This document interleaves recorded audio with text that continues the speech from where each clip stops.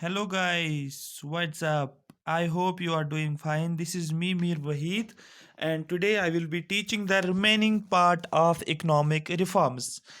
What I will teach you today is privatization, globalization, and industrial reforms. What are Mani Ratna, Maharatna, and Navratna? ये सब कुछ समझेंगे हम.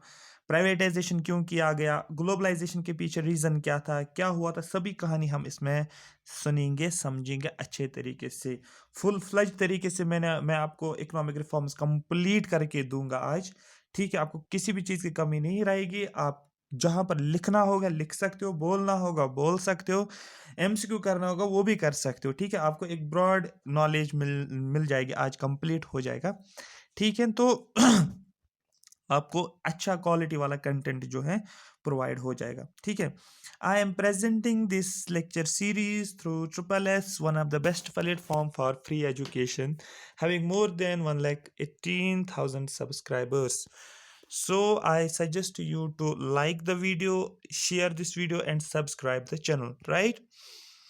So that more and more students will get benefit out of it, right? तो चलो हम start करते हैं. मुझे पूरी उम्मीद है कि आप लोग जो है क्या बोल रहे हैं उसको रिवाइज कर रहे हो टाइम टू टाइम, साथ साथ प्रीवियस टॉपिक्स को भी अच्छे तरीके से. वेट मत करो कहाँ से लेक्चर आएंगे कब आएंगे, वो तो आप उनसे रिवाइज भी कर सकते हो, लेकिन जितना आप खुद पढ़ सकते हो पढ़ते जाओ, रुकना नहीं है. ठीक है, बहुत ज़्यादा बच्चे मेहनत करते हैं, नहीं छोड़ने वाले हैं बच्चे. आप इस धोखे में मत रहो. जो थोड़ा सा पढ़ रहे हैं आपको ये लग रहा होगा कि हमारा हो जाएगा हो जाएगा, इसी चक्कर में सोचते सोचते सोचते सोचते आपका टाइम ही निकल जाएगा. ठीक है, कोशिश करो कि आप, अगर आपको ये लग रहा है कि जिनका 80 मार्क्स थे या 85 मार्क्स थे जो ड्रॉप हुए, उनके लिए आसान है, लेकिन आपको ये सोचना जिनके 60 है 70 मार्क्स, उनको ये सोचना हमें इनसे आगे कैसे जाना है, उस तरीके से स्ट्रेटजी बना लो. ठीक है ना, तो मैं ये सजेस्ट करूंगा, धोखा मत करो खुद को. थोड़ा सा सोचो, थोड़ा सा क्या सोचो अच्छे तरीके से, खुद को धोखा, मगर खुद को धोखा किया ना फिर देखो क्या हो जाएगा आगे. बहुत ज़्यादा परेशानी हो जाएगी आप लोगों को. तो मैं यही चाहूँगा कि आप अच्छे से अच्छी तैयारी करो. फिर सिलेक्शन ऊपर वाले के हाथ में है, वो आपके हाथ में नहीं है. सिलेक्शन होनी होगी तो हो जाएगी, लेकिन तब तक आप इस तरीके की प्रेपरेशन करो, फिर उसके बाद जो भी हो जाएगा वो देखा जाएगा. लेकिन अभी आप फुल ऑन प्रेपरेशन रखो. ठीक है, बहुत अपॉर्चुनिटीज हैं आप लोगों के पास, बट ये है कि अभी आप पूरा एफर्ट देते हो. अगर आप अभी देते हो अच्छे तरीके से, पूरा एफर्ट पूरी एनर्जी लगा लेते हो, तो आगे आपको बहुत हेल्प हो जाएगी, क्योंकि ज़ाया कुछ नहीं होता है. Hard work always page of. ठीक है, कुछ भी ज़ाया नहीं होगा, बट करना है क्या, सही ढंग से स्ट्रैटेजी बनानी. ये नहीं कि वहाँ से भी वो भी किया वो भी किया ना, पूरा स्ट्रैटेजी बनानी है. टाइम टू, मैं यही चाहता हूँ कि आप लोग जो है 15 अप्रैल तक, 15 से 20 अप्रैल तक टारगेट रखो कि सभी कंपोनेंट्स के नोट्स अप टू डेट चाहिए आप लोगों को. सभी कंपोनेंट्स के जो 8 के 8 कंपोनेंट्स है, अप टू डेट नोट्स चाहिए. एक बार आपने रिवाइज भी किया होगा उन नोट्स को. ये इस तरीके से स्ट्रेटजी बना लो. फिर मैं बताऊंगा कि 20 अप्रैल के बाद आप लोगों को क्या करना है. मैं क्यों ज़्यादा फोकस कर रहा हूँ आपके नोट्स पे आप नोट्स बना लो, इसलिए मुझे पता आगे क्या बोलना है मुझे. अब जो नोट बना लेगा हर सब्जेक्ट के, वो मैथ्स हो वो इंग्लिश हो, हर चीज़ का उसके पास होगा, तो फिर बताऊंगा मैं, वो उसको फॉलो करके मैं बताऊंगा, वो टॉप रैंक लाएगा, ये गारंटी है. ठीक है, मैं कंटेंट इतना अच्छा प्रोवाइड कर, इतना कंटेंट नहीं मिलेगा आपको कहीं से. कहीं पर ढूंढ लो, कहीं पर भी नहीं मिलेगा, गारंटी मैं देता हूँ. ये कंटेंट मैंने मेहनत से बनाया हुआ है, तो इसका फायदा उठा लो, अभी मौका है आप लोगों के पास. ठीक है ना, चलो हम स्टार्ट करते हैं, फिर एंड पे बताऊंगा मैं क्या करना है. अभी थोड़ा सा पेशेंस रखो, फोकस रखो, सुनते जाओ मैं क्या बोल रहा हूँ. व्हाट आर पब्लिक सेक्टर, क्यों पब्लिक सेक्टर रिफॉर्म्स इंडिया में लाया गया है. हर बात ये इकोनॉमिक रिफॉर्म्स का ही पार्ट है. अब ये नहीं सोचना कि सर ये कहाँ से आया, क्योंकि पब्लिक सेक्टर डिसइन्वेस्टमेंट है, हमें समझना डिसइन्वेस्टमेंट पार्ट ही है ना इसका. प्राइवेटाइजेशन, लिबरलाइजेशन, ग्लोबलाइजेशन, ये इकोनॉमिक रिफॉर्म्स का ही पार्ट है, जिसको जनरली नाम दिया जाता है public sector reforms in India. आज हम समझेंगे public sector reforms in India क्या होता है. सबसे पहला पॉइंट जो हम समझेंगे, इंटरप्राइजेस. सबसे पहले पब्लिक सेक्टर किसको बोलते हैं, enterprises owned and controlled by government are public sector enterprises. ऐसे इंटरप्राइजेस, ऐसे कंपनीज आप बोल सकते हैं जिनको ओन और कंट्रोल कौन करता है, गवर्नमेंट कंट्रोल करता है, उनको हम पब्लिक सेक्टर इंटरप्राइजेस का नाम देते हैं. ठीक है, P S public sector enterprise का नाम हम देते हैं उनको. ठीक है, number second, public sector enterprises को डिवाइड किया गया है दो ब्रॉड ग्रुप्स में। एक है डिपार्टमेंटल एंटरप्राइज, ठीक है, या इसको बोला जाता है departmental undertaking. Number second is non departmental enterprise. ये भी बताऊंगा मैं डिपार्टमेंटल क्या होता है और नॉन डिपार्टमेंटल क्या होता है। फिलहाल आप इतना याद रखो स्टेप टू स्टेप कि सबसे पहले what is a public sector, right. Public sector enterprise क्या होता है, दो कीवर्ड्स है, owned and controlled by government, ठीक है। नंबर सेकंड, कितनी कैटेगरीज में डिवाइड किया गया, departmental and non departmental enterprise, या आप बोल सकते हो डिपार्टमेंटल या नॉन डिपार्टमेंटल अंडरटेकिंग्स भी। पब्लिक सेक्टर अंडरटेकिंग्स बोलो आप या पब्लिक सेक्टर एंटरप्राइज बोलो, one and the same thing, इससे कंफ्यूज आप नहीं होना है। अब क्वेश्चन है यहां पर, सर ये डिपार्टमेंटल एंटरप्राइज क्या होता है। डिपार्टमेंटल एंटरप्राइज, एक second, departmental enterprises were established under the separate act of parliament. ऐसे एंटरप्राइजेस जिसको एस्टेब्लिश किया गया है किसके जरिए से, एक एक्ट ऑफ पार्लियामेंट के जरिए से, एक सेपरेट एक्ट पास किया गया है और उस एक्ट में बात की गई है, एक नाम दिया गया, बोला गया कि ये जो है इस एक्ट के जरिए से ये है डिपार्टमेंटल एंटरप्राइज। बस इतना आपको याद रखना है कि डिपार्टमेंटल एंटरप्राइज ऐसे एंटरप्राइजेस हैं, ऐसे पब्लिक सेक्टर्स हैं जहां पर जिनको एस्टेब्लिश किया गया है by the act of the parliament के जरिए से, ठीक है। फिर सर नॉन डिपार्टमेंटल क्या होता है, आपको बोलना है non departmental enterprise are government units established under companies act. एक एक्ट होता है जिसको बोलते हैं कंपनीज एक्ट, आपको नहीं पढ़ना है वो, बट मोस्ट इंपॉर्टेंट टॉपिक माना जाता है कंपनीज एक्ट सिविल सर्विसेज में। बट यहां पर आपको वहां नहीं घुसना, आपको इतना जानना है डिपार्टमेंटल एंटरप्राइज को एस्टेब्लिश किया गया है under under the separate act of the parliament, and non departmental enterprise are government units established under companies act. ऐसे एंटरप्राइजेस जिनको एस्टेब्लिश किया गया है कंपनीज एक्ट के द्वारा, इसको हम नॉन डिपार्टमेंटल एंटरप्राइज का नाम देते हैं, ठीक है, कंपनीज एक्ट के जरिए से, ठीक है। The first industrial policy resolution IPR, the first industrial resolution policy suggested that public sector led growth. First industrial policy resolution pass की गई है, उसमें यह सजेशन किया गया, इसमें ये चीज सजेस्ट किया गया है कि किस टाइप का ग्रोथ होना चाहिए, ग्रोथ किस तरीके से होना चाहिए। आप बोला गया कि पब्लिक सेक्टर लेड ग्रोथ होना चाहिए, मतलब जब ग्रोथ की बात की जाएगी सारा किसके हाथ में होना चाहिए, पब्लिक सेक्टर के जरिए से ग्रोथ होनी चाहिए। ये 1948 में बोला गया जब इंडिया इंडिपेंडेंस हुआ, तो फर्स्ट इंडस्ट्रियल पॉलिसी जब पास की गई है, ठीक है। तो डेफिनेटली उस टाइम पूरा कंट्रोल गवर्नमेंट को चाहिए था। इंडिया यहाँ से इंडिपेंडेंट हुआ था, यहाँ से काफी ज्यादा दंगा हुआ था। जब अब देखो हिस्ट्री को भी कैसे लिंक करना होता है इन चीजों में, ज्योग्राफी भी लिंक करनी पड़ती है, हिस्ट्री को भी लिंक करना पड़ता है। उस टाइम इंडिपेंडेंस हुआ था, ठीक है, काफी ज्यादा पुअर्टी थी, ब्रिटिशर्स ने सारा लूट कर लिया था। तो ये चाहते थे कि अब हमें जो काफी प्रॉब्लम्स थी, फूड की प्रॉब्लम्स थी यहाँ पर, ठीक है, फेमाइन्स भी होते थे, बहुत ज्यादा इश्यूज थे। तो गवर्नमेंट तो जब नेहरू ये बना प्राइम मिनिस्टर बना, तो इनका मेन फोकस यही रहा है कि इंडस्ट्रियल डेवलपमेंट तो करनी है, इंडस्ट्रियल पॉलिसीज तो लाने में, लेकिन वो रहना चाहिए पब्लिक सेक्टर लेड, ठीक है, वो गवर्नमेंट के अंदर रहना चाहिए, पूरा कंट्रोल गवर्नमेंट के पास होना चाहिए, क्योंकि पहले तो नहीं दे देंगे वो प्राइवेट ऑर्गेनाइजेशंस को, ठीक है, प्राइवेट सेक्टर्स को। तो ठीक है, तो जब इंडिया इंडिपेंडेंट हुआ तो ये सिचुएशन थी, ठीक है। सेकंड IPR मतलब इंडस्ट्रियल पॉलिसी रेजोल्यूशन, जब 1956 की बात की गई, 1956 reserved few units for it, कुछ यूनिट्स इसके लिए रिजर्व रखे गए, किसके लिए, फिर नेक्स्ट जो है सेकंड इंडस्ट्रियल पॉलिसी रेजोल्यूशन जो है गवर्नमेंट के लिए कुछ यूनिट्स रखे गए। तो जब 1948 पूरा किसके पास रखा गया, पब्लिक सेक्टर लेड ग्रोथ, लेकिन 1956 में क्या बोला गया, कुछ आप ये बोल सकते हो 8 साल के बाद कुछ यूनिट्स गवर्नमेंट के पास रखा गया है, ठीक है। Previously these sectors which work as the capital for the other sectors like steel, इसको छोड़ो, ये ब्रैकेट में ये आपके का नहीं है, आप बस इतना याद रखो कि मैंने क्या बोला कि पब्लिक सेक्टर एंटरप्राइज क्या होता है। नंबर फर्स्ट पॉइंट कीवर्ड, इतना कीवर्ड इसमें क्या है, owned and operated by government of India, ठीक है। नंबर सेकंड मैंने बोला दो कैटेगरीज में डिवाइड किया गया है, एक है डिपार्टमेंटल और दूसरा है नॉन डिपार्टमेंटल, ठीक है, ND। डिपार्टमेंटल क्या होता है? डिपार्टमेंटल जो होता है जो कि पार्लियामेंट के एक्ट के से बनाया गया, एक सेपरेट एक्ट पास किया गया under by the parliament. Non departmental क्या होता है? जिसको पास किया गया बाय कंपनीज एक्ट के जरिए से। ये दो बातें बताई गई है। तीसरा मैंने क्या बोला है, 1948 में ये सजेस्ट किया गया है कि जो आईपीआर जो है, इंडस्ट्रियल पॉलिसी रेजोल्यूशन में बताया गया कि इन पब्लिक सेक्टर लेड ग्रोथ होना चाहिए। और 1956 में क्या बोला गया, इसमें बोला गया कुछ पार्ट दिया गया है, कुछ यूनिट्स रखे गए हैं गवर्नमेंट के लिए, रिजर्व रखा गया। और मैंने आपको ये रिजर्व सिस्टम भी बताया, कुछ पोर्शन रिजर्व सिस्टम किसके लिए रखा गया था? गवर्नमेंट के लिए। प्राइवेट सेक्टर्स को रिजर्वेशन थी नहीं। और उसके बाद क्या किया गया, उस रिजर्वेशन सिस्टम को हटाया गया। अगर आपको याद होगा जो मैंने आपको लिबरलाइजेशन में बोला था, ठीक है, डि कंट्रोल, डि रिजर्वेशन, ठीक है, वो बताया ना मैंने आपको। अगर आपने रिवाइज किया आपको समझ आया होगा। ऑब्जेक्टिव्स क्या थे, क्यों पब्लिक सेक्टर रिफॉर्म, क्या ऑब्जेक्टिव था इनका, क्यों पब्लिक सेक्टर रिफॉर्म्स की सॉरी क्यों पब्लिक सेक्टर रिफॉर्म्स लाए गए, ठीक है?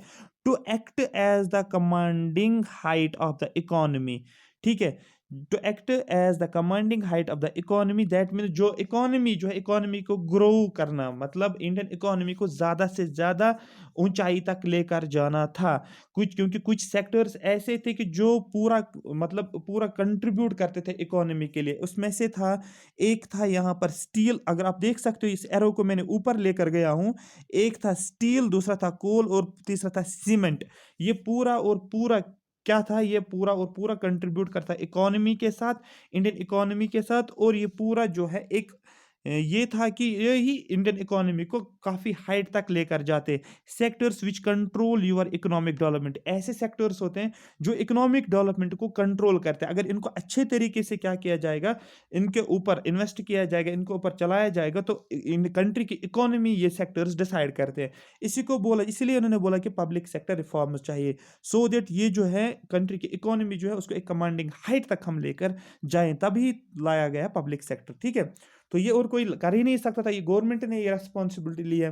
Number second, to keep price in control, क्योंकि मार्केट में प्राइस का भी ख्याल रखना था। ये नहीं कि ज़्यादा से इन्फ्लेशन हो, क्योंकि फिर मार्केट में खरीदेगा कौन, कोई खरीदने वाला ही नहीं होगा अगर इन्फ्लेशन ज़्यादा होगा, ठीक है। लोगों के पास अगर पैसा होगा वो खुद पैसा बचा कर रखेंगे, वो बोलेंगे नहीं अभी जब तक मार्केट में क्या होगा, प्राइस डाउन नहीं होगा तब तक हम नहीं खरीदेंगे।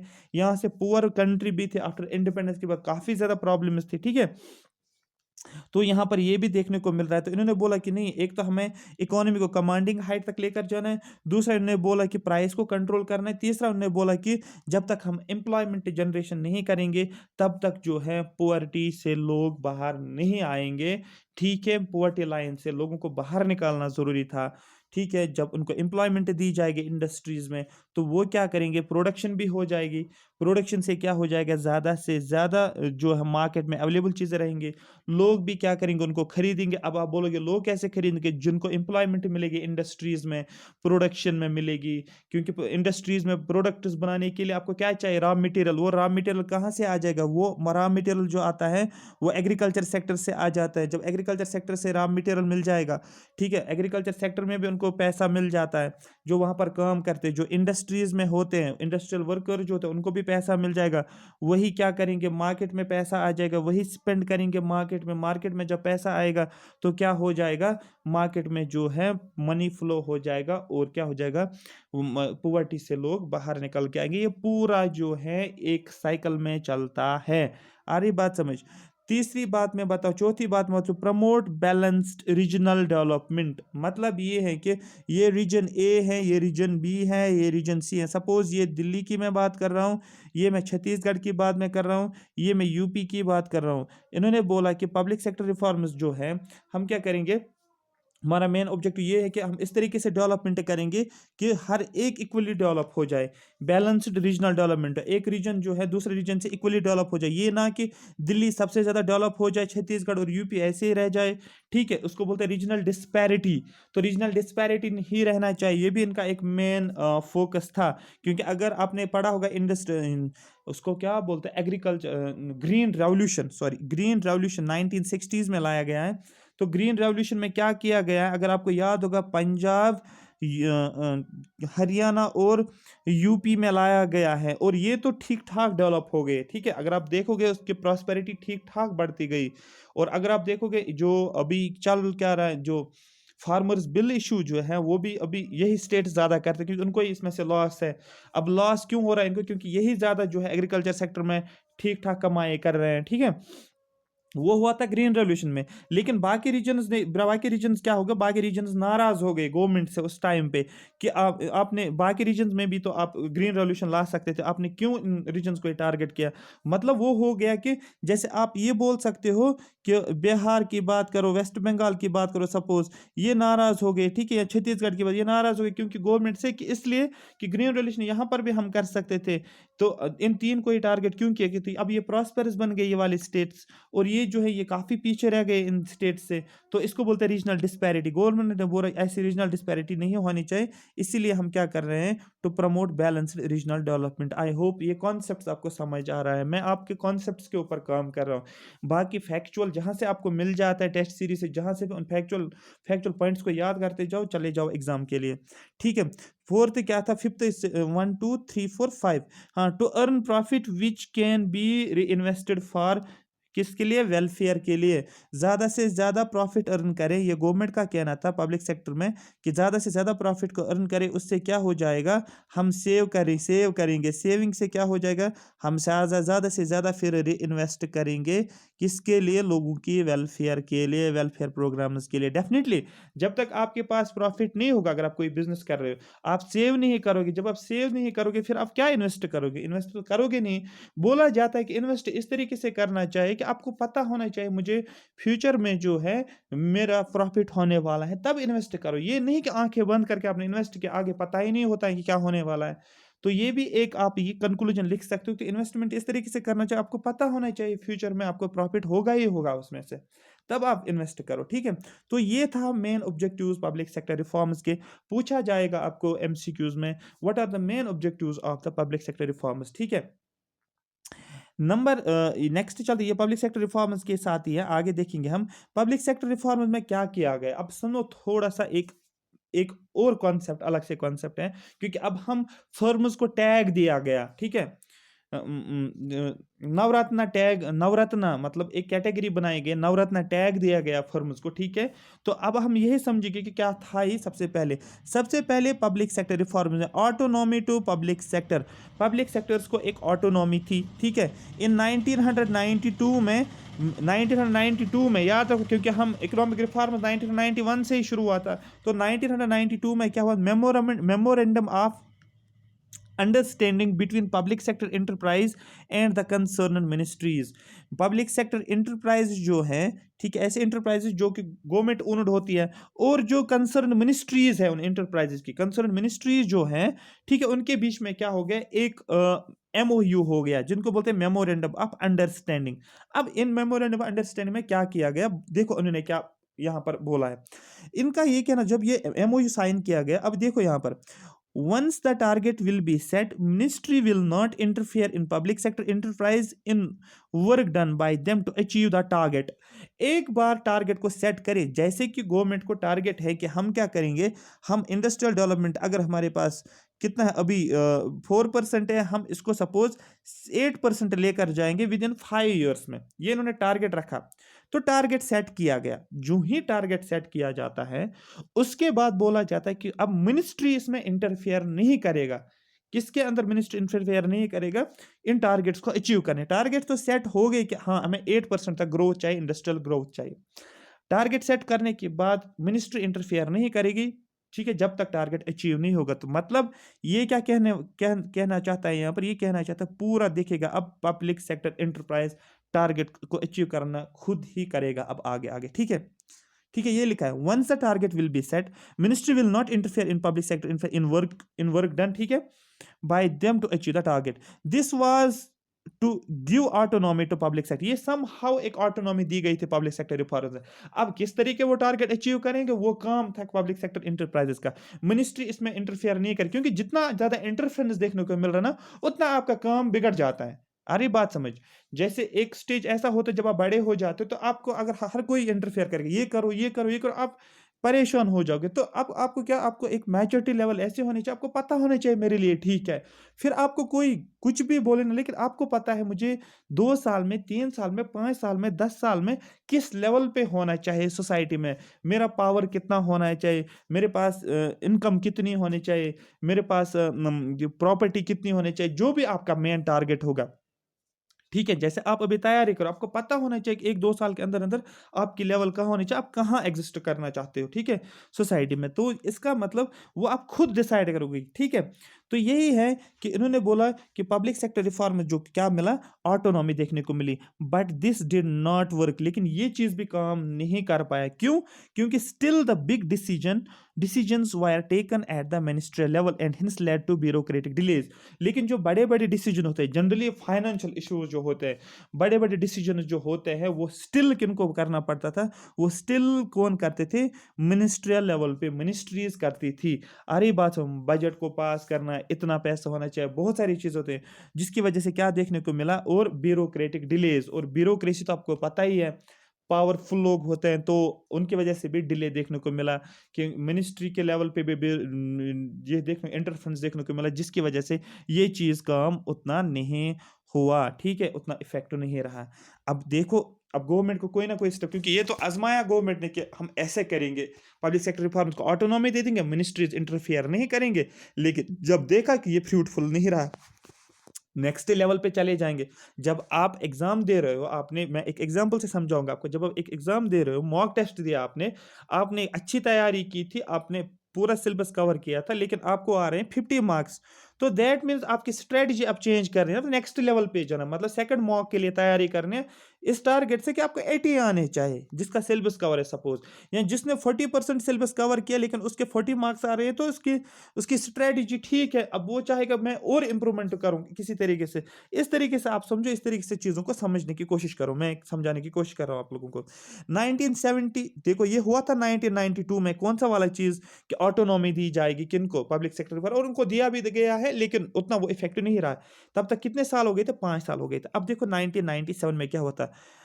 नवरत्ना डेजिग्नेशन, एक टैग, एक डेजिग्नेशन दी गई है फर्म्स को। अब क्वेश्चन है सर, किन फर्म्स को दिया गया है? वो फर्म्स जो प्रॉफिट मेकिंग फर्म्स थी, उनको आइडेंटिफाई किया गया। कौन सी फर्म्स इंडिया में ऐसी हैं जो कि प्रॉफिट मेकिंग फर्म्स है, जो सबसे बेस्ट फर्म्स है। सपोज अगर यहाँ पर टोटल फर्म सपोज हैं 250 फर्म्स, इनमें से आइडेंटिफाई किया गया कौन कौन सी फर्म्स हैं, ठीक है? और कुछ फर्म्स को क्या दिया गया, एक टैग, एक डिजिग्नेशन दिया गया, जिसको बोलते हैं नवरत्ना डिजिग्नेशन। नवरत्ना डिजिग्नेशन, ये सिर्फ नाम रहा, याद रखो, ठीक है? किसके बेसिस पे? अब देखा गया कि ये कितना प्रॉफिट कमा रहा है, इसका टर्नओवर कितना है, इसका नेट वर्थ कितना है, ये चीज़ें याद रखनी है। एक कंपनी को प्रॉफिट के बेसिस पे, एक कंपनी के टर्नओवर के बेसिस पे, और नेट वर्थ कितना होता है एक कंपनी का, एक फर्म का, इसको ये क्राइटेरिया बनाया गया है। उस क्राइटेरिया के बेसिस पे इनको डिजिग्नेशन दिया गया है नवरत्न। सपोज इन्होंने रखा कि 5000 करोड़ जिसके पास भी प्रॉफिट होगा, 5000 करोड़ जिसके पास भी प्रॉफिट होगा, जिस फर्म के पास, और सपोज मैं एग्जांपल बोल रहा हूँ, 5000 करोड़, ठीक है? 5 के का मतलब, 5 के का मतलब 5000, सी का मतलब करोड़। 5000 करोड़ जिसका प्रॉफिट होगा, सपोज 25,000 करोड़ जिसका टर्नओवर होगा, सपोज नेटवर्थ जिसका होगा, सपोज 20,000 जिसका नेटवर्थ होगा, 20,000 करोड़ सपोज मैं बोल रहा हूँ। ये क्राइटेरिया बनाया गया। अब इस क्राइटेरिया में जो जो आता था उनको टैग मिला, क्या टैग मिला? नवरत्ना टैग मिला। ये मैं एग्जाम्पल, दैट मीन्स इन्होंने कुछ क्राइटेरिया रखा होगा ना। जैसे मैं बोल रहा हूँ, मैं एक ग्रुप बनाऊंगा, एक एग्जाम्पल के तौर पे मैं एक ग्रुप बनाऊंगा, स्पेशल ग्रुप स्टूडेंट्स का, ठीक है? फिर आप मॉक एक मैं कंडक्ट करूंगा, एक टेस्ट में रखूंगा, उसमें मैं देखूंगा जिसके भी मार्क्स आ जाएंगे, सपोज 3 सब्जेक्ट्स में, हिस्ट्री में से 20 में से जिसके 15 मार्क्स आ जाएंगे, ये तो हिस्ट्री का हो गया, और इंग्लिश में से जिसको 20 में से 16 मार्क्स आ जाएंगे, और इकोनॉमी में जो 20 में से जिसके 10 मार्क्स आ जाएंगे। अब ये क्राइटेरिया एक है कि जिनको इतने इस तरीके के मार्क्स आ जाएंगे, मतलब फिर किसी को 15, 16, 17 भी आ सकता है, लेकिन 15 मिनिमम होना चाहिए, कम से कम इतना होना चाहिए, 16 कम से कम इतना होना चाहिए, 10 इतना होना चाहिए, ठीक है? जिसका इतने मार्क्स होंगे, इस लेवल पे होंगे, उसको मैं एक सेपरेट ग्रुप में लेकर जाऊंगा, और उसको एक अलग गाइडेंस में प्रोवाइड करूंगा, ठीक है? मतलब उसको मैं एक टैग दे दूंगा, उनको बोलूंगा मैं स्पेशल 50 या स्पेशल 80 या स्पेशल 100 स्टूडेंट्स। ये मैंने, मतलब मैंने आपको टैग दिया नवरत्ना टैग। आ रही बात समझ? मैंने क्राइटेरिया क्या रखा? मैंने रखा हिस्ट्री में आपके मार्क्स होने चाहिए, इकोनॉमी में मार्क्स होने चाहिए और इंग्लिश का मैंने बोला था, इंग्लिश का मैंने बोला था। इसी तरीके से एग्जैक्टली सेम आप यहाँ पर अप्लाई करो इसको कि नवरत्न डिजिग्नेशन जब दिया गया था। आई होप यहाँ तक ये बात आपको पूरी समझ में आ रही है, जहन में बैठ रही है बात। अगर आपको समझ आ रहा है अच्छे से तो लाइक बटन पे प्रेस करो जल्दी से जल्दी, जल्दी करो। तब तक मैं पानी पीता हूँ।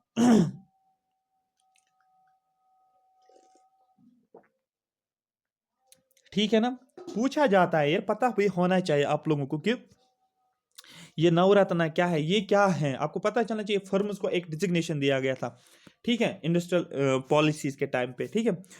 प्रॉफिट के बेसिस पे टर्नओवर कितना होना चाहिए, नेटवर्थ कितना होना चाहिए, ये क्राइटेरिया रखा गया है डिजिग्नेशन के लिए, ठीक है। टोटल एसेट्स कितना है, टोटल लाइबिलिटीज कितना है, इन सभी चीजों को देखकर एक टैग दिया गया। अब यहां पर देखो गवर्नमेंट ने क्या किया, मैंने आपको बताया वैसे।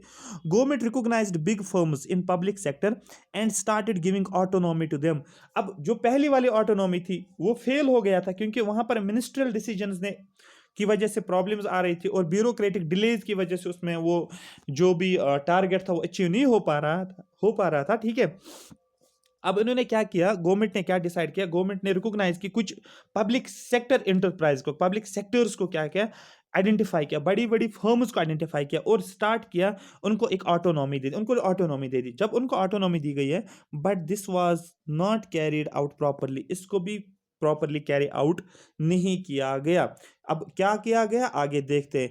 दे क्रिएटेड डिजिग्नेटेड 11 नवरत्नास, याद रखना गवर्नमेंट ने क्या किया, उन्होंने 11 फर्म्स को आइडेंटिफाई करके उनको एक डिजिग्नेशन दी गई है और उनको रखा गया है किस कैटेगरी में, नवरत्ना कैटेगरी में। याद रखना ये डेटा जो है ये 2018-19 का है। नेट पे आप चेक भी कर सकते हो, अभी क्या कम भी हो सकता है या ज्यादा भी हो सकता है, ठीक है। ये आप खुद चेक कर लेना नेट पे कि प्रेजेंट इंडिया में नवरत्ना डिजिग्नेशन कितनी फर्म्स को है, क्या वो 11 को है, 12 को है, 13 को है, 10 का भी हो सकता है, लेकिन अभी आप याद रखो 11 के हिसाब से 11 नवरत्नास है, ठीक है।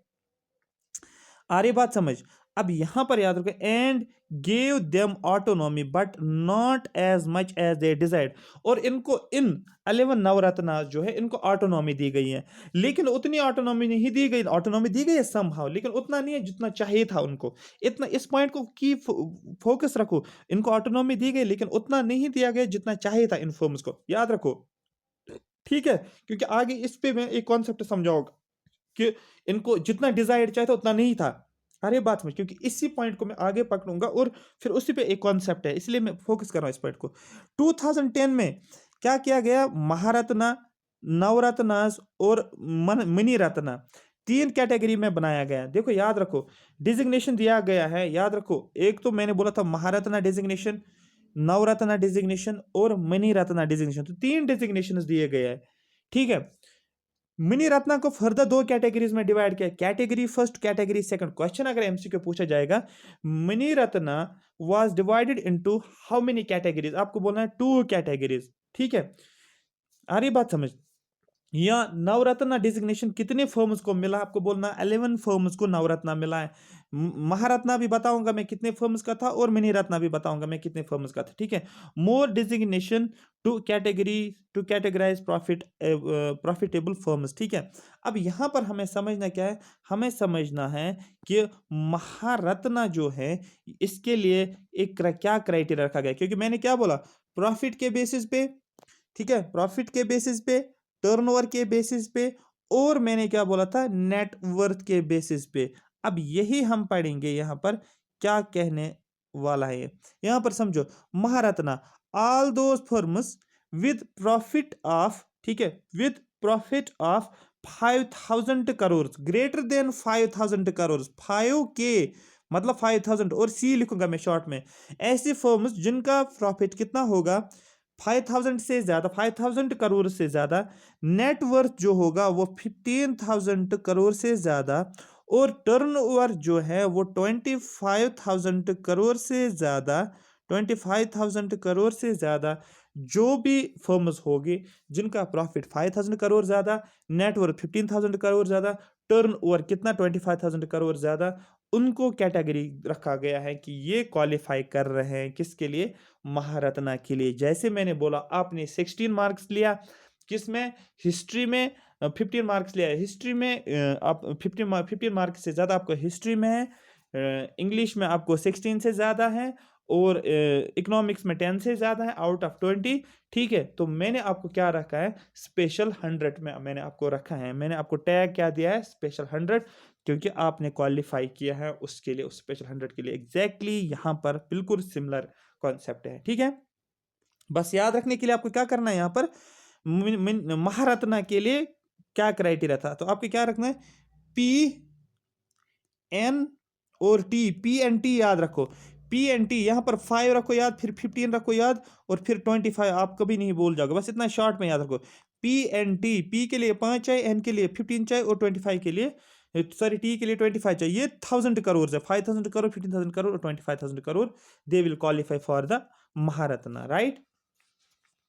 अब यहाँ पर एक और टॉपिक है, सॉरी टॉपिक नहीं, इसी के साथ है, महारत्नाज आर फ्री टू। अब इनको मैंने बोला था, इनको क्या किसके लिए क्वालिफाई किया गया, महारत्ना के लिए, क्वेश्चन है। अब इनको मैंने ये भी बोला आपको कि इनको क्या दिया गया, इनको एक ऑटोनॉमी दी गई है। अब क्या ऑटोनॉमी देखने को मिल रही है, अब यहाँ देखो, ये इन्वेस्ट कर सकते हैं अप टू 5000 करोड़। डेफिनेटली जब इनके पास प्रॉफिट मेकिंग 5000 करोड़ से ज्यादा है, तो डेफिनेटली ये इन्वेस्ट कर सकते हैं। अरे बात मैंने अभी क्या बोला, अगर आपको कॉन्सेप्ट याद होगा, मैंने बोला कि इन्वेस्ट तब करना चाहिए जब आपको पता है कि मेरा प्रॉफिट होने वाला है, और उनको पता है हमें प्रॉफिट हो रहा है 5000 करोड़ से भी ज्यादा। ठीक है, तो इनको एक ऑटोनॉमी दी गई कि आप क्या कर सकते हो, ये फर्म्स क्या कर सकते हैं, कौन से वाली फर्म्स, महारत्ना, ये इन्वेस्ट कर सकते हैं अप टू 5000 करोड़, उससे ज्यादा नहीं। ठीक है, ये हो गया एक, फ्रीली ये इन्वेस्ट कर सकते हैं, कोई रोकने वाला नहीं है। ठीक है, make appointments at all levels except board of directors. जो भी अपॉइंटमेंट्स इनको करनी होती है, जो भी रिक्रूटमेंट इनको करना है, ये कर सकते हैं इन फर्म्स के अंदर, लेकिन बोर्ड ऑफ डायरेक्टर्स को नहीं। बोर्ड ऑफ डायरेक्टर्स की मिनिस्ट्री के पास ये रहेगा। ठीक है, याद रखना, क्वेश्चन अगर पूछ सकते हैं कि Maharatnas are free to invest up to 5000, आपको करना है tick. They are free to make appointments at all levels, आपको करना है क्रॉस। लेकिन अगर लिखा जाएगा they are free to make appointment at all levels except board of directors, तो आपको फिर टिक करना है। ठीक है, या ऐसे बोल सकते हैं, they are except board of directors, Maharatnas are free to make appointments at all levels. ठीक है, आप टिक कर सकते हो। आपको समझ आ रही है स्टेटमेंट किस किस तरीके से पूछ सकते हैं। To enter into foreign collaboration, जो फॉरेन कोलैबोरेशन में एंट्री कर सकते हैं, अगर इन्वेस्टमेंट करना चाहते हैं फॉरेन में, फॉरेन कंट्रीज में, वहां पर कर सकते हैं। कोई कोलैबोरेशन उनको करना है फॉरेन कंपनीज के साथ, इंडिया में कोई भी प्रोडक्शन उनको करनी है, या बाहर कोई प्रोडक्शन करनी है, जहां पर जो करने फॉरेन कंपनीज के साथ कोलैबोरेशन कर सकते हैं। टेक्नोलॉजीज इनको चाहे वो ला सकते हैं, लेबर फोर्स चाहे उनको बाहर से वो यहाँ पर ला सकते हैं, इंजीनियर चाहे वो ला सकते हैं। ठीक है, इंडस्ट्रियलिस्ट को ला सकते हैं, जो भी इनको करना है कोलैबोरेशन से कर सकते हैं। जैसे एग्जांपल मैंने लिखा ओएनजीसी विदेश के साथ कोलैबोरेशन दिखाया गया है यहाँ पर। ठीक है, to take all operational decisions like pricing strategy, output strategy, choice of resource, raw material extra, ये क्या कर सकते हैं, ये जो भी इनकी ऑपरेशनल डिसीजंस जो है, मतलब फॉर एग्जांपल प्राइस क्या होना चाहिए एक प्रोडक्ट का, या हम क्या कर सकते हैं, आउटपुट कितना करना है हमें, आउटपुट कितना चाहिए हमें, या रॉ मटेरियल हम कहाँ से लाएंगे, कहाँ से चूज करेंगे, कौन सा रॉ मटेरियल चाहिए हमें, ये सब कुछ खुद ये कर सकते हैं। महारत्ना फर्म जो है ये खुद ये डिसीजन कर सकते हैं, क्योंकि पहले नहीं था ना, ये जब लिबरलाइजेशन मैंने बोला उससे पहले बिल्कुल नहीं था, पूरा कंट्रोल गवर्नमेंट का भी था, डिसीजन मेकिंग हर एक चीज। लेकिन अब यहां पर देखो ऑटोनॉमी देखने को मिल रहा है। 8 महारत्नास का नाम मैंने यहाँ पर लिखा है। ठीक है, 8 महारत्नास, इनको आपको याद नहीं रखना है, अगर रख सकते हो तो रखो, जरूरी भी नहीं है। तो अगर एमसीक्यू आपको बनने का उस पर, तो फिर रख लेना याद। ठीक है, महारत्ना मैं पढ़ूंगा इसको ऊपर से, तो बस ज्यादा इसमें नहीं घुस जाएंगे। भारत हैवी इलेक्ट्रिकल लिमिटेड, जिसको BHEL बोलते हैं। हाँ, ये पूछ सकते हैं BHEL की फुल फॉर्म क्या है, आपको पता होना चाहिए, भारत हैवी इलेक्ट्रिकल लिमिटेड। ठीक है, देखो एक होता है लिमिटेड, एक होता है PVT LTD। लिमिटेड का मतलब ये पब्लिक सेक्टर होता है, और पीवीटी होता है ये प्राइवेट सेक्टर होता है, आपको पता चलना चाहिए ये भी चीज क्या होती है। ठीक है, Coal India Limited, Gas Authority of India Limited, Indian Oil Corporation IOCL जिसको बोलते हैं, Oil and Natural Gas Corporation, ठीक है, National Thermal Power Corporation, Steel Authority of India जिसको सेल आप बोलते हो, भारत पेट्रोकेमिकल्स लिमिटेड जिसको BPCL बोलते हैं, इसको महारत्ना कैटेगरी में, महारत्ना है ना, हाँ, महारत्ना कैटेगरी में 2017 में एंटर किया गया है। आ रही बात समझ, किसको? भारत पेट्रोकेमिकल्स। हाँ, क्वेश्चन अगर पूछ सकते हैं कि लेटेस्ट जो है किसको महारत्ना कैटेगरी में रखा गया, आप बोल सकते हो BPCL बोल सकते हो, ठीक है, ये 2017 का था। हाँ, नवरत्ना, अब दूसरा category Navratna, firm should have been a Miniratna for at least 3 years. Question पूछ सकते हैं कि नवरत्ना कैटेगरी में रहने के लिए, क्वालिफाई करने के लिए कितने साल का मनी रत्ना टैग होना चाहिए? आपको बोलना है ये कम से कम मिनिमम 3 साल का आपको क्या होना चाहिए? मनी रत्ना होना चाहिए, तब आपको नवरत्ना रखा गया जाएगा। इसका मतलब समझो, मैं एक एग्जांपल देता हूं। जैसे अगर आपने जुडिशरी पढ़ा होगा, पॉलिटी में, अगर आप कभी पॉलिटी पढ़ा होगा तो उसमें हम क्या पढ़ते हैं? हाई कोर्ट जज के बारे में और सुप्रीम कोर्ट जज के बारे में। ये मैं एक एग्जांपल दे रहा हूँ सो दैट आपको ये कॉन्सेप्ट समझ में आ जाएगा। हाई कोर्ट जज के लिए हम क्या बोलते हैं? अगर सपोज कोई हाई कोर्ट जज है, मैं हाई कोर्ट जज हूँ, तो मुझे सुप्रीम कोर्ट जज बनना है, तो सुप्रीम कोर्ट जज में बनने के लिए मुझे एक्सपीरियंस चाहिए, मतलब एक्सपीरियंस, मैं तो मेरे पास एक्सपीरियंस होने चाहिए 10 साल में एडवोकेट अगर हूँ मैं हाई कोर्ट जज का, ठीक है, तब मैं सुप्रीम कोर्ट जज के लिए क्वालिफाई कर सकता हूँ। या मुझे 5 साल की एक्सपीरियंस, या समझो कि मैं 5 साल तक हाई कोर्ट जज का, हाई कोर्ट में अगर जज रहा हूँ, तब मैं सुप्रीम कोर्ट का जज बन सकता हूँ, तब मैं क्वालिफाई करूंगा सुप्रीम कोर्ट का जज। वही यहाँ पर है कि अगर एक कंपनी जो है या एक फर्म जो है वो कम से कम 3 साल के उसके पास मनी रत्ना होना चाहिए, तब वो नवरत्ना बन सकता है। They should score 60 points out of 100 based on 6 criterias, ठीक है, 6 क्राइटेरियाज रखे गए हैं, और 6 क्राइटेरियाज में से उनको कितने पॉइंट्स मिलने चाहिए? 60 पॉइंट्स मिलने चाहिए। अरे बात समझिए, इसको क्राइटेरिया रखा गया है। जैसे मैंने अभी बोला आपको 15 मार्क्स बोला था मैंने, 16 मार्क्स मैंने बोला था, 10 मार्क्स, 15 15 30 हो गया, 10 हो गया, 40 41, मतलब जैसे मैंने अभी बोला था 60 में से आपको कितना आना चाहिए था? 60 में से, सॉरी 41, 60 में से आपको 41 अगर आएगा तो मैं आपको स्पेशल ग्रुप में लेकर जाऊंगा। एग्जैक्टली यहां पर भी इनको बोला गया है कि आपको क्या चाहिए? आपको 60 पॉइंट चाहिए आउट ऑफ कितने में से? 100 में से, ठीक है, सो दैट आप क्या कर सकते हो? आप क्वालिफाई कर सकते नवरत्न के लिए। लेकिन 6 कैटेगरीज में आपको 60 पॉइंट्स मिलने चाहिए। जैसे अर्निंग फॉर शेयर, ठीक है, सॉरी अर्निंग्स पर शेयर, जो भी शेयर है इस कंपनी का उसमें कितनी अर्निंग हो रही है। प्रॉफिट आफ्टर टैक्स, जो भी टैक्स लगाया जाए तो उसके बाद इनके पास प्रॉफिट कितना होता है। प्रॉफिट आफ्टर डेप्रिसिएशन, जब डेप्रिसिएशन होता है तो कितना, उसके बाद कितना प्रॉफिट इनके पास बच जाता है। एम्प्लॉयमेंट इंटेंसिटी कितनी है कंपनी के अंदर या फर्म के अंदर, ये सभी क्राइटेरिया को याद रखने के लिए आपको नवरत्ना बोला जाता है। नवरत्नाज आर फ्री टू, अब इनको क्या फ्रीडम दी गई, इनको क्या ऑटोनॉमी दी गई है? Freedom to invest up to 1000 crore. याद रखना इस चीज को, कितना फ्रीडम है? 1000 करोड़ तक आप इन्वेस्ट कर सकते हो। लेकिन यही मैंने महारत्ना में बोला था मैंने, ठीक है, उसमें कितना था? 5000 करोड़ था उसका इन्वेस्टमेंट, ठीक है, ठीक है, अप टू 5000 ये कर सकते अप टू 1000 करोड़, और इट्स नेटवर्थ, या जो भी इसका नेटवर्थ है वहां तक इन्वेस्ट कर सकता है। देखो इसको बोला गया इन्वेस्ट कर सकते 1000 करोड़ तक इन्वेस्ट कर सकते हैं, या कर सकते हैं ये इन्वेस्ट अप टू जो भी इसका नेटवर्थ। फॉर एग्जाम्पल अगर इसका नेटवर्थ जो है 15,000 करोड़ है, 15,000 करोड़ इसका नेटवर्थ है, दो में से जो लीस्ट होगा 10,000, सॉरी 1000 और 15,000, दो में से जो भी लीस्ट होगा वो इन्वेस्ट कर सकते हैं। 10,000 करोड़, 1000 जो है ये क्या कर सकते हैं? इन्वेस्ट कर सकते हैं 1000 करोड़। ये लिखा है फ्रीडम टू इन्वेस्ट 1000 करोड़ और it's net worth which ever is less. बस इतना आपको याद रखना, ये मैंने आपको बोला, ठीक है। हाँ, टू मेक अपॉइंटमेंट्स, ये भी अपॉइंटमेंट कर सकते हैं, लेकिन किस लेवल तक? Up to general manager level तक, जनरल मैनेजर लेवल तक। वहां पर मैंने महारत्ना में क्या बोला था? डिफरेंस में क्रिएट कर रहा हूं। महारत्ना में मैंने बोला था वो इन्वेस्ट कर सकते हैं, कहां तक इन्वेस्ट कर सकते हैं, सॉरी वो अपॉइंटमेंट कर सकते हैं ऑल लेवल्स तक एक्सेप्ट बोर्ड ऑफ डायरेक्टर्स। लेकिन यहां पर ये क्या कर सकते हैं? सिर्फ जनरल मैनेजर लेवल तक ही क्या कर सकते हैं? इन्वेस्ट कर सकते हैं। आई होप यहां तक ये बात आपको क्लियर हुई होगी। अगर आपको ये क्लियर हुआ है तो आप जल्दी से जल्दी लाइक करो 1 मिनट में, तब तक मैं पानी पीता हूं। ठीक है, चलो आगे चलते हैं। ऐसे क्वेश्चंस पूछे जाते हैं इंटरव्यू में भी, ठीक है, यूपीएससी जो भी है सिविल सर्विस इंटरव्यूज में ये क्वेश्चंस पूछे जाते हैं महारत्ना का ये बताओ क्वालिफाई करने के लिए क्या होना चाहिए, एक क्राइटेरिया बता लो, या मनी रत्न क्राइटेरिया बता लो, ऐसे क्वेश्चंस पूछे जाते हैं या बोला जाता है। आपने सुना है ना महारत्ना, मनी रत्ना, या जो भी मैंने आपको बोला नवरत्ना, ठीक है, तो आपको पता होना चाहिए चीजें। ठीक है, चलते हैं आगे। ठीक है, तो याद रखना, टेक ऑल ऑपरेशनल डिसीजन, जो भी ऑपरेशनल डिसीजन है, फॉर एग्जाम्पल प्राइसिंग क्या होना चाहिए, आउटपुट कितना होना चाहिए, रॉ मटेरियल कहाँ से लाना है, ये सभी डिसीजन ऑपरेशनल डिसीजन ये ले सकते हैं खुद। कौन? नवरत्ना वाले। ठीक है, देयर आर टोटल 16 नवरत्नास। कितने नवरत्नास हैं? 16 नवरत्नास है एंड इन टोटल अभी। ठीक है, उसके बाद हम पढ़ेंगे मनी रत्ना। लेकिन मैंने बताया था आपको मनी रत्ना कैटेगरी दो है, फर्स्ट कैटेगरी और मनी रत्ना कैटेगरी सेकंड है। हम एक एक करके दोनों को पढ़ेंगे और उसको कंप्लीट करेंगे। ठीक है, Miniratna category first requires a net worth of 300 crore. इसका नेट वर्थ 300 करोड़ होना चाहिए। Profit making of profit for 3 consecutive years और at least 1 year in the last 3 with a profit of 30 crore और मोर।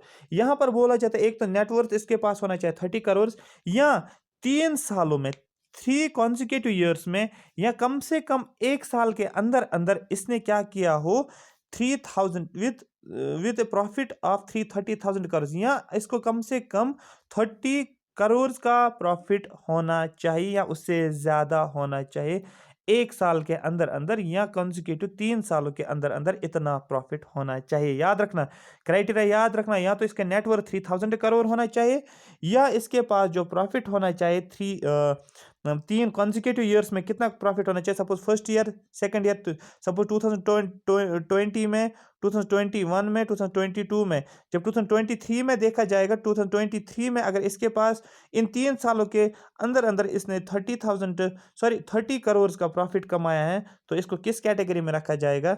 इसको मनी रत्ना कैटेगरी फर्स्ट में रखा जाएगा। Free to make investments up to 500 crore, ये इन्वेस्ट कर सकते हैं अप टू 500 करोड़। मैंने उसमें बोला था महारत्ना में 5000 करोड़, मैंने उसके बाद नवरत्ना में बोला आपको कि 1000 करोड़।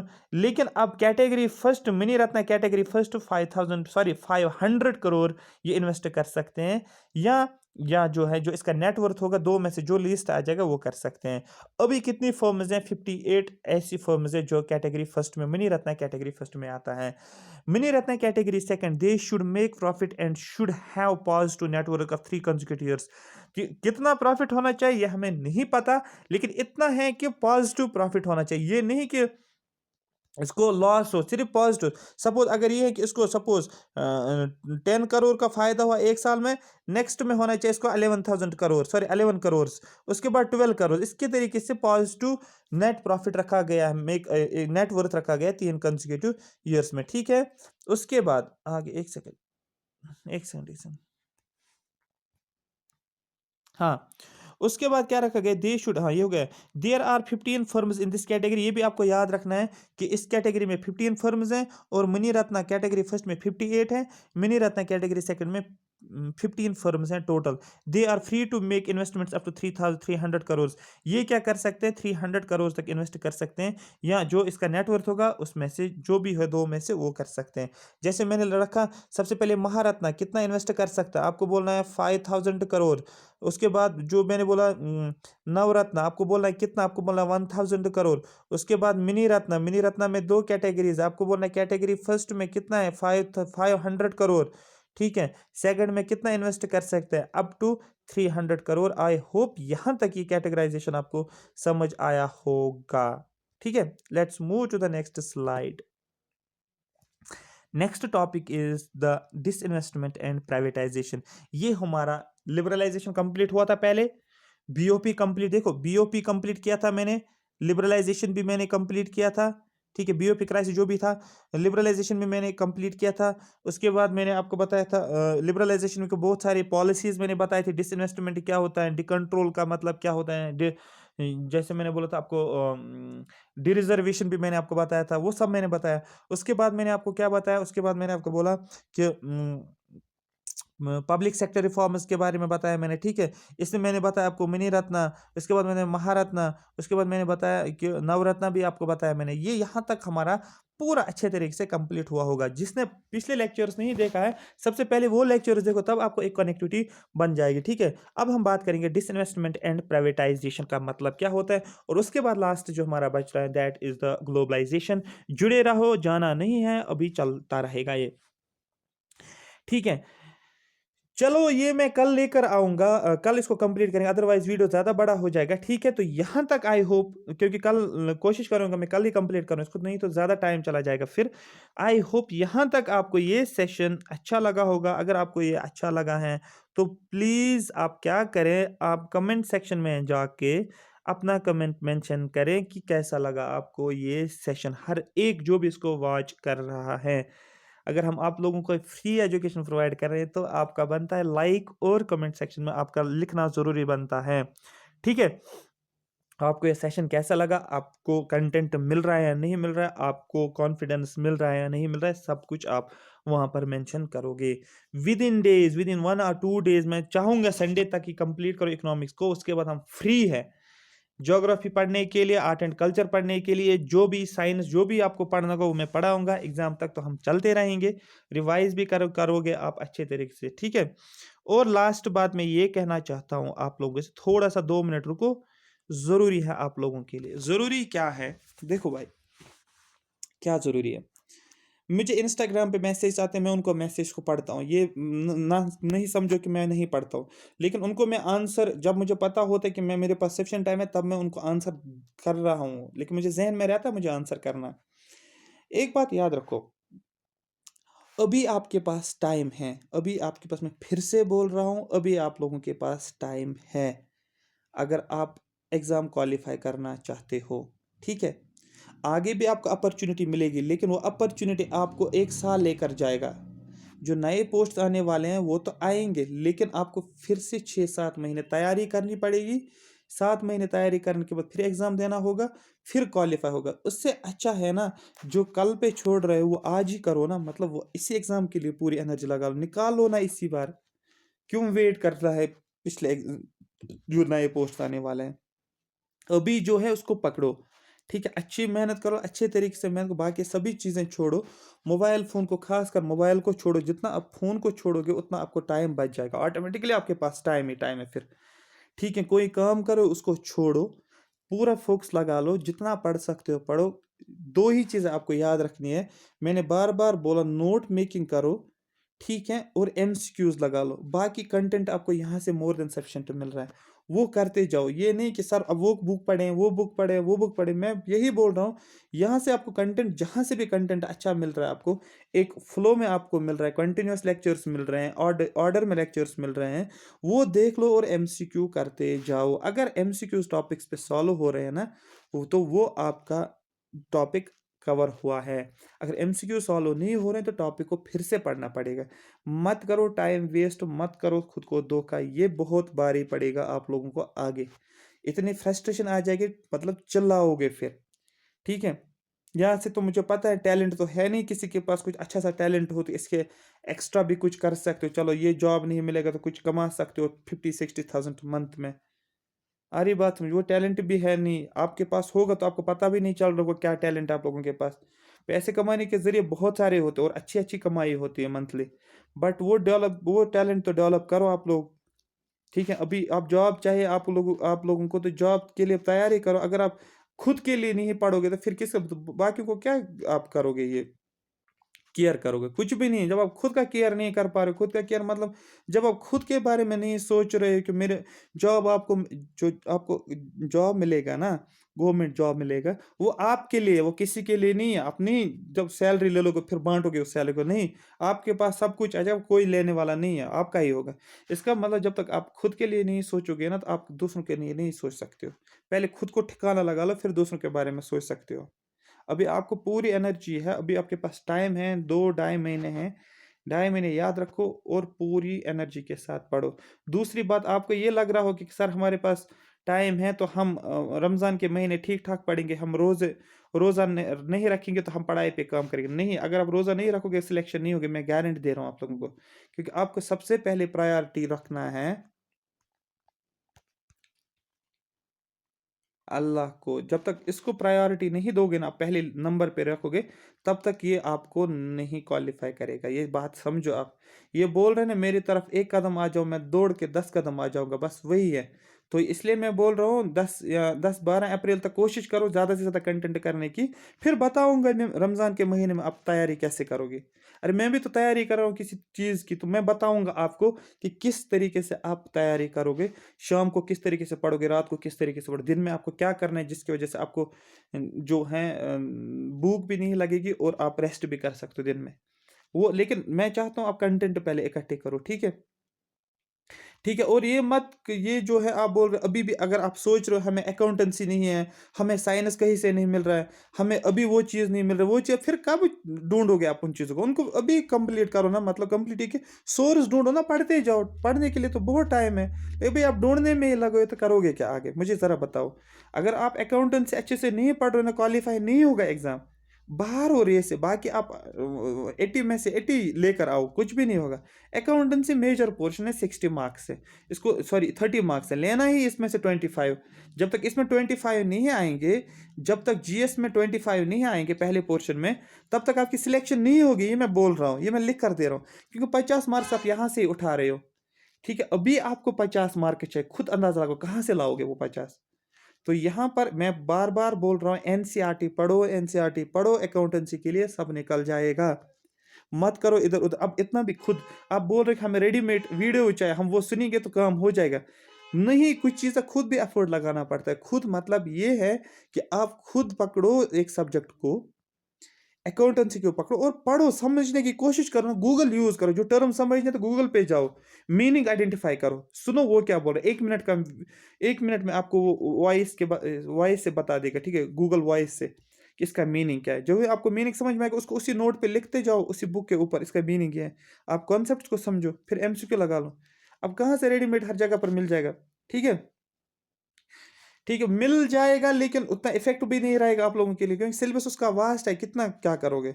तो अभी बोल रहा हूँ मैं, अकाउंटेंसी में अगर फोकस हो है आप लोगों का तो सिलेक्शन हो जाएंगे।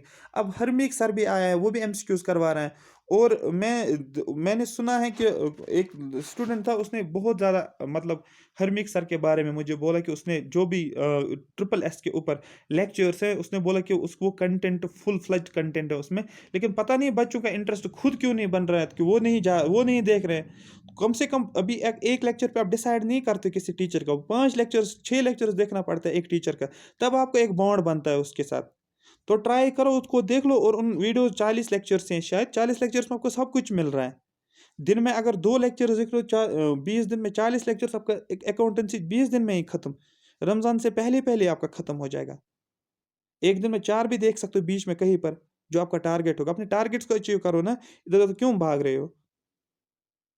समझ आ रही है भैया, आपके लिए ज़रूरी है कि आप आपके मुझे पता है 10-10 8-8 9 6 दिनों में आपकी डायरेक्शन दाएँ-बाएँ हो जाए। आप चल रहे हो अभी टाइम, अभी ये देखते, अभी ये देखते। ठीक है ना, टाइम 1 मिनट। आपने अगर वो परस्यूट ऑफ हैप्पीनेस देखी होगी ना, उसमें वो क्या बोल रहे हैं, टाइम बचाने के लिए वो देखो समझो, टाइम बचाने के लिए वो वाटर जो पानी भी कम पीता था। क्यों पानी पीता था कम? उसको पता था अगर मैं ज़्यादा पानी पी लूँ तो मुझे वॉशरूम जाना पड़ेगा, वॉशरूम में भी 1-2 मिनट लगेंगे। तब तक वो क्या करता था, ठीक है, पानी कम पीने से उसको टाइम बचता था। टाइम बचने से क्या होता था, वो ज़्यादा से ज़्यादा कॉल्स को अटेंड अटेंड करता था। अगर आपने वो मूवी देखोगे, जब वो कहाँ जाता है, जब वो उस ब्रोकर फर्म में जाता है ना, एज ए ब्रोकर वहाँ पर काम करता है, जब उसका टेस्ट होता है, टेस्ट देने से पहले वो क्लाइंट्स को हैंडल करता है ना फ़ोन कॉल पे, तो वहाँ पर उसकी आवाज़ अगर आप सुनोगे, पीछे कोई वो स्टोरी बता रहा होता है ना कि मैंने पानी भी कम पिया। कुछ बात समझ पे आ रही है? वो मैटर नहीं करता आप क्या पहन रहे हो, आप क्या खा रहे हो। अभी कुछ भी मैटर, और कोई आइडेंटिफ़ाई भी नहीं करेगा आप लोगों को। आपने क्या पहना, आपने कौन-सा स्टाइल लगाया है, कौन-सा शूज़ लगाया आप लोगों ने, कुछ कोई फ़र्क नहीं पड़ता। एक बार खुद को एक सिलेक्शन ले लो, फिर आपको सभी आइडेंटिफ़ाई करेंगे। फिर आपको हाँ, बनता है कि अच्छे कपड़े होने चाहिए, हर हर एक चीज़ स्टैंडर्ड में होना चाहिए। वो आपके हिसाब से होना चाहिए फिर। समझ में आ रही है बात? तो मेरा पर्पज़ यही था उस मूवी को दिखाने का, कि आप वो देख लो एक बार। अगर आपको याद होगा, उसको निकाला जाता है वहाँ से, घर से। उसके पास रेंट नहीं होता, वो पे करे। फिर कहाँ रहता था वो? वॉशरूम में रहता है, और वॉशरूम में वो पढ़ता है रात को। समझ आ रही है बात? वाश अगर आपको याद होगा कि लाइट जब वो उस घर में जाता है, जब जहाँ पर वो उनको शाम को बैठने के लिए जगह देते हैं, जब वो उस घर में बैठता है, फिर लाइट बंद करते हैं वहाँ पर, ठीक है? जब वो रोड पे वो उस घर में जाता है रहने के लिए 1-2 दिन के लिए, ठीक है? फिर लाइट बंद करते उसके पास लाइट ही नहीं होता, जो बाहर से लाइट आई होती है, रिफ्लेक्टेड लाइट जो आती है बाहर से, स्ट्रीट लाइट, उस स्ट्रीट लाइट के नीचे देखकर वो पढ़ता था, जो रूम के अंदर आती थी। उस तरीके से मैं चाहता हूँ आप लोग पढ़ लो। अभी निकालो ये सीट, फिर बताऊँगा मैं आगे आप लोगों को क्या करना है। मुझे ठीक-ठाक मुझे एक्सपीरियंस मुझे पता है क्या किस-किस चीज़ क्या किन-किन चीज़ों की ज़रूरत होती है। मटेरियल चाहे वो भी मैं दे दूँगा, अभी मेरे पास टाइम नहीं है बट स्टिल मैं आपको ये चीज़ें प्रोवाइड कर रहा हूँ, ठीक है? मैं भी फ्री हो जाऊँगा, आगे-आगे बहुत सारे अच्छी प्रिपरेशन आप करोगे। लेकिन अभी एसएसबी निकालो, अगर एसएसबी नहीं निकाल रहे हो तो फिर क्या फ़ायदा है? फिर आगे करोगे क्या? कुछ भी नहीं। और है कोई ढंग का काम है भी नहीं कश्मीर में जो आप करोगे। प्राइवेट कंपनी में जाओगे क्या दे देंगे 10,000 10,000 10 15,000 इंसान को खुद पर ही खर्च होता है, महीने का खाने-पीने पे ही। अरे बात समझ, फिर खुद को क्या करोगे तो बाकी क्या करोगे? शादी होगी कल, बहुत सारी चीज़ें होती है। तो अभी है आपके पास, मैं क्यों ये बोल रहा हूँ आप लोग, अभी आपके लोगों के पास टाइम है, सफिशिएंट टाइम है। मैं बोल रहा हूँ 2.5 महीने बहुत ज़्यादा होते हैं, बहुत ज़्यादा। लेकिन खुद माइंड को फ्री कर लो, रिलैक्स कर लो। जिन जो भी फ्रेंड्स हैं आपको उनको बोलो कि 2 महीने 2.5 महीने रुको। जो भी आपके फ्रेंड्स हैं, किसी के पास गर्लफ्रेंड होगी, किसी के पास बॉयफ्रेंड होती है, ठीक है? तो उनको बोलो थोड़ा वेट करो 1 महीना, 2 महीने, 3 महीने मुझे क्वालीफाई करने दो एग्ज़ाम, फिर शादी जो भी करनी है तो कर लो फिर। लेकिन अभी वो टाइम वेस्ट मत करो बात में, कुछ नहीं निकलने वाला, कुछ भी नहीं निकलेगा। फ़ोन को आप रख सकते हो अगर आपके पास सिस्टम है घर पे, लैपटॉप है तो वो सबसे बेस्ट रहेगा as compare to phone lecture, उस पे देखो इंटरनेट कनेक्ट है। लेकिन फ़ोन पे आप जितने बार आप 15 बार, 20 बार फ़ोन खोल रहे होगे ना, वो पूरा टाइम वेस्ट है। इसका मतलब आपका माइंड है ही नहीं फ़ोकस। माइंड फ़ोकस करने के लिए आपके सामने कुछ भी नहीं होना चाहिए ऐसा इलेक्ट्रॉनिक सिस्टम, जिससे आप डाइवर्ट हो जाओगे। आपके सामने सिर्फ़ बुक्स ही होनी चाहिए, वाटर की बॉटल होनी चाहिए और खाने-पीने का जो भी फ्रूट्स-व्रूट्स हैं वो होनी चाहिए। बस और कुछ भी नहीं। ठीक है ना? तो ये चीज़ें माइंड में रखो, इंशाल्लाह हो जाएगा, सिलेक्शन क्यों नहीं होगी? जब आप अच्छे तरीके से, ईमानदारी से टाइम दे दोगे, सिलेक्शन हो जाएगी, ये सवाल ही नहीं है, नहीं हो जाएगा। पर इतनी दुनिया बड़ी छोटी नहीं है, दुनिया बहुत बड़ी है, इसमें नहीं हो जाएगा आगे जो ये प्रिपरेशन है आपको, ये आपको बहुत आगे लेकर जाएगा फिर। आपको आगे 10% ही प्रिपरेशन करनी है। थोड़ा-सा प्रिपरेशन कर मैं गाइड करता जाऊँगा किस तरीके से क्या करना है। कोई भी सब्जेक्ट हो, मैं पढ़ाऊँगा आप लोगों को। मैं ह साइंस भी पढ़ा सकता हूँ आपको, हर एक सब्जेक्ट, लेकिन है नहीं टाइम मेरे पास। अभी जितना मेरे पास मुझे लग रहा है कि टाइम है, उस हिसाब से मैं आपको टाइम दे रहा हूँ। आ रही बात समझ? तो इसलिए आगे मत टेंशन मत लो, आगे भी हो जाएगा काम, हर एक चीज़ हो जाएगा। समित सर भी काम कर रहे हैं, उन्होंने भी अच्छे टीचर्स लाए हैं। आपको क्या स्टैटिस्टिक्स में भी बहुत अच्छा टीचर है अंजुम सर। मैम आपको पढ़ा रही है, वो भी ठीक-ठाक पढ़ा रही है। शुभम सर आपको मैथ्स पढ़ा रहे हैं। इसको लाइटली इन चीज़ों को लाइटली मत ले लो। एक तो आपको फ्री में मिल रहा है, दूसरा आप लोगों के लिए, आपके फ़ायदे के लिए। हमें इसमें क्या फ़ायदा है, ज़रा मुझे बोलो? आप बोलो कि हमें कोई पैसा मिल रहा है उससे भी नहीं, हम यही चाहते हैं, हमारा मेन मेन फ़ोकस यही है। 2 सालों से अगर समित सर चैनल चला रहा है किस किस लिए? आप लोगों के लिए, आपको फ़ायदा हो जाए। अरे बात में आप ये समझो कि हमें इसमें से कुछ करोड़ों या डॉलर्स हमें मिल रहे हैं, हमें कुछ डॉलर्स नहीं मिल रहे हैं। हम ही अपना टाइम इन्वेस्ट कर ये सॉरी ये कर रहे हैं, आपको दे रहे हैं कि आप क्वालीफ़ाई करो। ठीक है ना? होता है, ये कुछ चीज़ें ऐसी होती हैं जो इंसान को अंदर से आवाज़ आती है, नहीं कर लेना चाहिए। बाकी किसी को हेल्प अगर हो रही है, किसी का कुछ ठिकाना मिल जाए, वो अच्छी बात है। इसमें से मुझे मेरा कुछ कम नहीं होगा। अगर मैं आपको notes handwritten notes provide कर रहा हूँ, तो मेरा कुछ कम नहीं होगा, लेकिन आपको कम से कम फ़ायदा तो होगा। मुझे उतना ही मिल जाएगा जो मुझे लिखा होगा ऊपर वाले ने। जितना भी उसने मुझे लिखा होगा कब कब क्या बोलते हैं इसको? बर्थ के टाइम पे जब मैं पैदा हुआ उसने जो लिखा होगा वही मुझे मिल जाएगा। उससे ना तो कम मिल जाएगा मुझे, ना तो ज़्यादा मिल जाएगा मुझे। ये नहीं कि मैं अगर आपको पढ़ाऊँगा तो मुझे कुछ कम हो जाएगा, नहीं। ये हो जाएगा कि आपको फ़ायदा होगा। अगर आप किसी और को आप हेल्प करते हो, आपको कम तो कुछ नहीं हो जाएगा लेकिन उसकी हेल्प हो जाएगी। ठीक है? तो इस हिसाब से चलो आप पहले आप जॉब लेकर जाओ फिर बहुत सारे काम कर सकते हो। ठीक है? अगर आपको ये सेशन अच्छा लगा, मैंने 15 मिनट इसलिए लिया क्योंकि आपको बूस्ट चाहिए, ज़रूरी चाहिए था। इसलिए मैंने वहाँ पर वीडियो को स्टॉप किया। बात समझ में आ रही है तो थोड़ा सोचो ना, आप बड़े हो, मैच्योर हो, क्या बोलने की ज़रूरत है? थोड़ा सोचो, सोने से पहले थोड़ा सोचा करो कि हम कर क्या रहे हैं? कहाँ जा रहे हैं? किधर जा रहे हैं? राइट जा रहे हैं, लेफ्ट जा रहे हैं?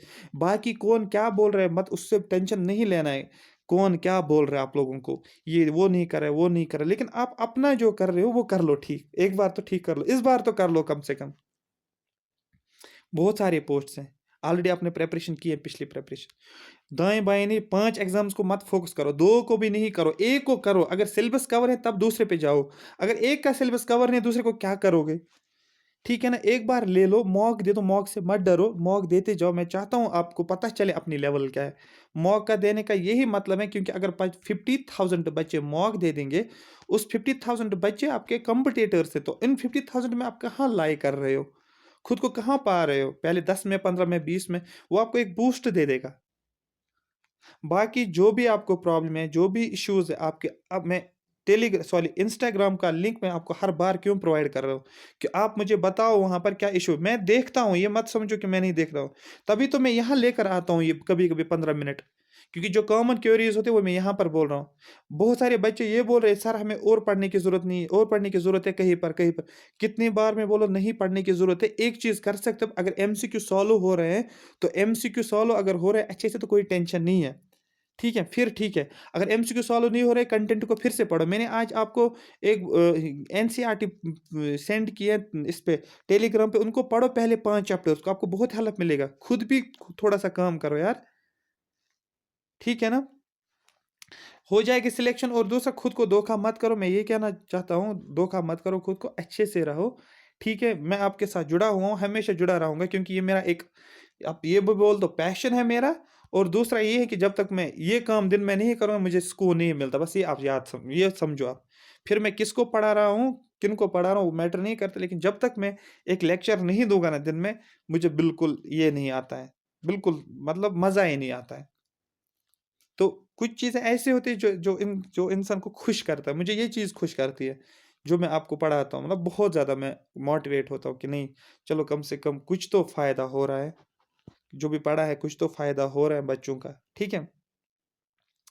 ठीक है ना? तो इस हिसाब से चलो आप मेहनत करते जाओ, जो भी इश्यूज़ हैं मैं फिर से मैं इंस्टाग्राम का लिंक सेंड करूँगा, आप वहाँ पर मुझे सेंड कर सकते हो। जो लिखना होगा आप लिख सकते हो वहाँ पर, तो इंशाल्लाह हो जाएगा। ठीक है? Thank you so much for watching me. Comment section में मेंशन करो कि सेशन कैसा लगा। Thank you so much.